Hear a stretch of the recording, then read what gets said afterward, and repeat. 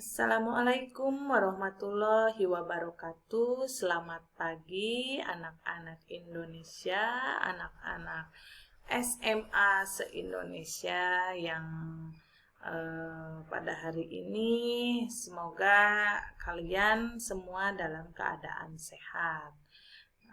Oke, kali ini saya atau Ibu akan menyampaikan materi di kelas 11 semester 1 yang bisa kalian lihat judulnya apa itu?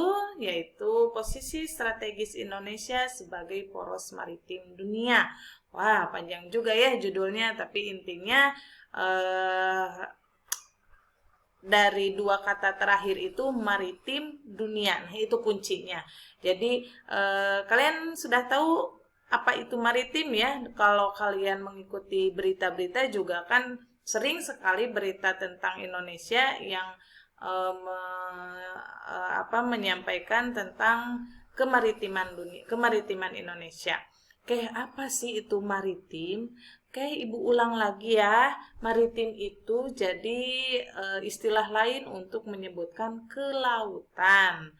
Nah, jelas Indonesia punya potensi maritim terbesar dan terkuat. Kenapa ya bisa seperti itu? Oke, nanti kita cari tahu. Sehingga dengan kondisi Indonesia maritim Indonesia tersebut bisa menjadi posisi strategis, jadi potensi yang sangat luar biasa. Oke, baik, coba kita masuk ke, kita lihat bagaimana peta Indonesia, peta negara tercinta kita. Nah, ini ya, kalian pasti semuanya sudah pernah menggambar peta negara tercinta kita yang terdiri dari kurang lebih 17.000 pulau, termasuk pulau besar dan pulau-pulau kecil, serta lautan yang sangat luas. Ini ada Pulau Sumatera, Kalimantan, Jawa, Sulawesi, Maluku, dan Papua. Oke, ini yang disebut dengan Nusantara gitu ya. Kalau kalian ingat-ingat sejarah dulu bahwa latar belakang kita itu dulunya, coba Ibu ingin sedikit mengaitkan, ada lagu yang sangat berkaitan erat dengan judul yang akan kita bahas ini. Kira-kira lagu apa ya? Ada yang sudah tahu mungkin? Oke, kalau begitu Ibu mau ngajak sama-sama bernyanyi ya. Lagunya Ibu ambil rap aja. Suaranya mohon maaf tidak sebagus penyanyi karena Ibu bukan penyanyi ya, Ibu seorang pengajar. Oke, lagunya gini. Nenek moyangku seorang pelaut, bla bla bla bla. Silakan teruskan. Nah, intinya bahwa kita itu dulunya atau keturunan kita itu yang sekarang itu kita berasal dari pelaut-pelaut yang handal, yang hebat. Siapa pelaut-pelaut handal itu? Kalian ingat lagi sejarah bahwa ada dua kerajaan besar di Indonesia, di Pulau Jawa dan Pulau Sumatera, sehingga dua kerajaan ini bisa menyatukan pulau-pulau yang ada di Nusantara. Padahal pulau-pulau itu dipisahkan oleh berbagai lautan gitu ya. Kebayang zaman dulu gitu kan belum ada transportasi laut atau misalnya apalagi pesawat terbang gitu. Jadi untuk dari satu pulau ke pulau lain itu membutuhkan skill yang baik untuk bisa menyeberangi laut-lautan tersebut. Nah, sejarah mencatat bahwa dulu kita pernah menyatukan Nusantara. Pertanyaannya, untuk masa depan, apakah kejayaan tersebut bisa terulang kembali? Bukan saja menguasai Nusantara, tapi menguasai dunia gitu. Oke, sebelum kita bisa menjawab, tentunya kita harus punya data dulu ya. Coba kita masuk ke letak Indonesia dulu. Ini peta Indonesia yang lebih detail lagi gitu ya. Jadi di situ ada simbol-simbol warna. Kalian tentu sudah tahu di kelas 1 kita sudah belajar yang warna coklat apa, kuning apa, biru apa, dan lain sebagainya. Oke, letak Indonesia ada 5 letak. Sudut pandang letak Indonesia. Pertama, letak astronomis. Nah, seperti apa letak astronomis? Bedanya dengan geografis, geologis, geomorfologis, dan letak maritim. Oke, kita masuk ke letak astronomis.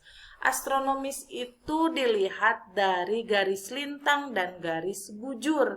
Ini materi yang ada atau yang pernah kalian dapatkan sewaktu SMP. Bahwa letak astronomis Indonesia terletak di antara garis lintang 6 derajat lintang utara. Nah, di sini nih 6 derajat lintang utaranya, atau ada di Pulau W gitu ya. Nah, ini Pulau W-nya. Sampai 11 derajat lintang selatan. Yang mana nih? Nah, ini 11 derajat lintang selatannya ada di Pulau Rod. Nah, kemudian dari garis bujurnya 95 derajat bujur timur. Nah, di sini nih ada di kota Sabang. Sabang itu Aceh, dekat Aceh ya. Sampai 141 derajat bujur timur, atau di kota Merauke ya, Pulau Papua. Nah, itu letak astronomis Indonesia. Jadi dengan letak astronomis Indonesia yang berada di tepat garis khatulistiwa, apa dampaknya gitu ya. Jelas dilihat dari iklim, kita berada di iklim paling tropis. Suhunya bagaimana? Kalau dekat dengan bumi berarti dia lebih hangat daripada wilayah lainnya. Makanya kita tidak mengenal namanya musim salju, yang ada musim hujan dan musim kemarau. Nah, begitulah contoh dampaknya. Kita masuk ke letak geografis. Apa itu letak geografis? Yaitu letak wilayah dilihat dari kenyataan di permukaan bumi. Kenyataannya memang seperti apa? Nah, kalau ini ya peta Indonesianya kan kita zoom lebih disorot Indonesianya saja. Kalau kita zoom out gitu ya, ada 2 benua di utara Indonesia, yaitu benua Asia, dan di bagian selatannya ada benua Australia. Nah, itu yang disebut letak geografis. Indonesia berada di antara 2 benua, yaitu benua Asia dan Australia, serta di antara 2 samudra. Coba samudra apa nih di sini? Samudra di sebelah timurnya apa gitu ya. Ada di Samudra Hindia dan Samudra Pasifik gitu.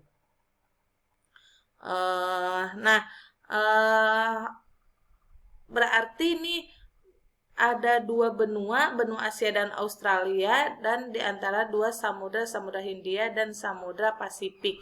Ini kalau kita ambil tarik atau tarik garis, ini menjadi yang disebut dengan posisi silang.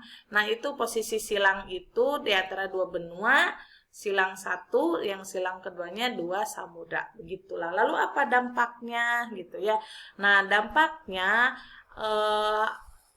wilayah Indonesia menjadi daerah tujuan atau daerah yang terlewati. Misalnya nih, benua Asia nih, Arab, India mau berdagang misalnya. Nah, dia pasti akan masuk ke wilayah Indonesia. Begitupun Australia, dia juga akan masuk ke wilayah Indonesia. Itulah salah satu contoh dampak dari letak geografis.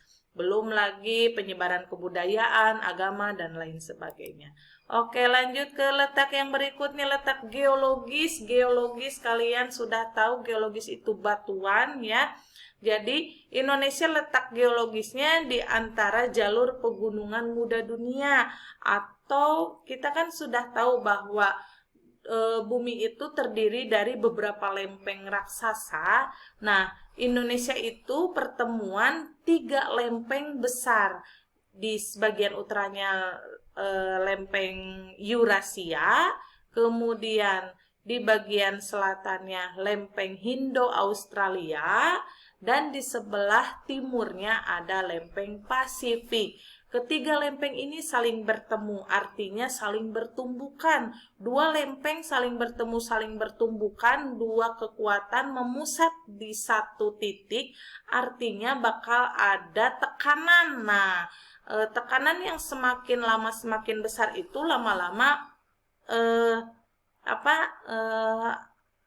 kalau istilahnya meledak gitu, bisa meledak dalam bentuk gunung api nantinya, jejaran gunung api. Nah, makanya kenapa ini gunung berapi bisa berjajar dari Sumatera ke Jawa, kemudian ke utara Sulawesi, itu karena ini pengaruh dari dua lempeng Eurasia dan Indo-Australia saling bertumbukan sehingga terbentuk gunung berapi. Selain terbentuk gunung berapi juga ini daerah gempa gitu ya. Jadi identik sekali gunung api dengan gempa. Oke, lanjut ke materi berikutnya. Bagaimana letak geomorfologis Indonesia? Nah, kalau geomorfologis ini lebih ke letak berdasarkan tinggi rendahnya suatu daratan terhadap permukaan air laut gitu ya. Ini ada dua gambar di sini, kalian bisa analisa. Yang satu ini hijau-hijau berada di dataran tinggi atau pegunungan, berarti jelas gitu ya. Dari permukaan 0 meter di atas permukaan lautnya lebih tinggi daripada yang di gambar bagian bawahnya. Sehingga pemukiman pun akan lebih banyak atau lebih berkembang di daerah yang dekat dengan permukaan laut. Kenapa alasannya? Jelas, karena datar gitu ya. Jadi di sini transportasi segala macam lebih lancar dibandingkan di daerah pegunungan, begitu. Yang dimaksud dengan letak geomorfologis. Bagaimana dengan Indonesia? Apakah identiknya lebih banyak, lebih luas pegunungankah atau dataran rendahnya gitu ya? Oke, sebenarnya Indonesia itu sangat luas ya, banyak gunung api juga gitu, tapi dataran tingginya juga cukup banyak, jadi hampir imbang. Oke, lanjut yang berikutnya, bagaimana letak maritim Indonesia? Nah, letak maritim di sini artinya letak suatu tempat ditinjau dari kelautan. Oke, Indonesia yang kita sebut negara archipelago atau negara kepulauan gitu ya.